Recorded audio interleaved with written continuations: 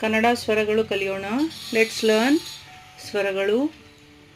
ಅ, ಆ, ಇ, ಈ, ಉ, ಊ, ರು.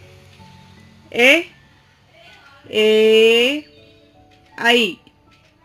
ಓ, ಓ, ಔ. ಅಂ, ಅಹ. ಅ, ಆ, ಇ, ಈ, ಉ, ಊ, ರು. ಎ, ಏ, ಐ.